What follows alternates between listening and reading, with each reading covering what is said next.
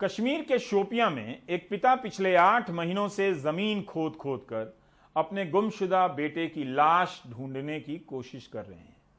मंजूर अहमद वगे के बेटे शाकिर मंजूर टेरिटोरियल आर्मी में राइफलमैन थे। पिछली 2 अगस्त से लापता हैं। पिता का कहना है कि शाकिर को आतंकवादियों ने अगवा कर लिया, उनको टॉर्चर किया और उसके बाद उनकी लाश किसी अज्ञात जगह में दफना दी।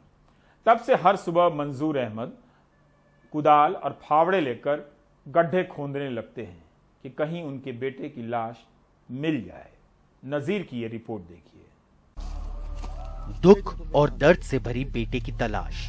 पिछले 8 महीनों से मंजूर अहमद वगैर रोज जमीन खोदते हैं, लेकिन खाली हाथ लौटना पड़ता है। आज फिर वहीं पहुंचे जहां टेरिटोरियल आर्मी के शाकिर मंजूर के खून लगे कपड़े मिले थे। कहा जाता है कि पिछले साल 2 अगस्त को आतंकवादियों ने शाकिर मंजूर का अपहरण करके उसे मार डाला। वगैर का कहना है कि उनकी भतीजी ने बताया कि उसके सपने में कल शाकिर आया। उसने बताया कि उसका शव वहीं पर है जहां उसके कपड़े मिले थे, लेकिन घंटों की खुदाई के बाद भी कुछ नहीं मिला। हर दिन 8 दिन 10 दिन के बाद हमारा परिवार कोई न कोई सपनों में ख्वाबों में आते हैं कि मुझे यहाँ से ले जाओ, मैं नहर के नीचे हूँ, मुझे ठंड लग रहा है। हर किसी रिश्तेदार को जाते हैं, मुझे खाना दे दो, हमें भूख लगी है। जब भी मैं सुनता हूँ मेरे आंखों में आंसू आता है। मैं रात में निकलता है उसको ढूंढने के लिए, ये कहाँ पर है क्या नहीं है। आज तक मैंने 8 महीने से उसका आखिरी रसूमात मुझे करना था।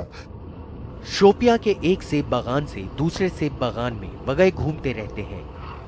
बेटे से जुड़ी कोई भी जानकारी मिलती है या अफवाह सुनते ही वो उस जगह को खोद देते हैं। गांव के लोग भी उनका साथ देते हैं ताकि शव मिलने पर उसे सम्मान से दफनाया जा सके। 56 साल के किसान वगैर का कहना है कि वो अपने बेटे के हत्यारों को पहचानते हैं।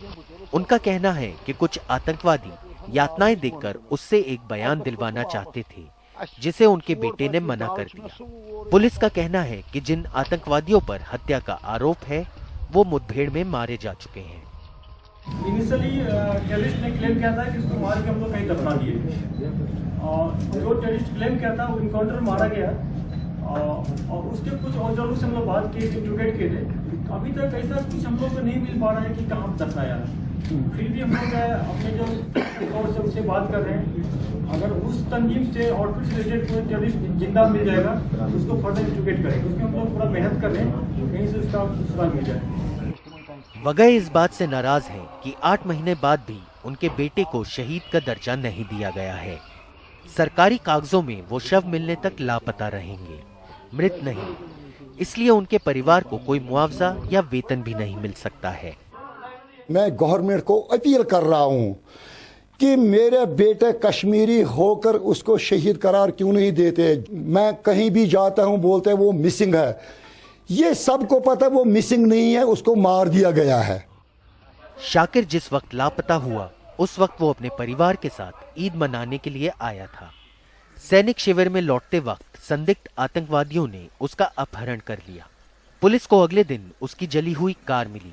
कुछ दिन बाद सेब के एक बागान में उसके खून लगे कपड़े मिले। इस दौरान सोशल मीडिया पर एक ऑडियो क्लिप आई जिसमें आतंकवादियों ने इस घटना का जिम्मा लिया था।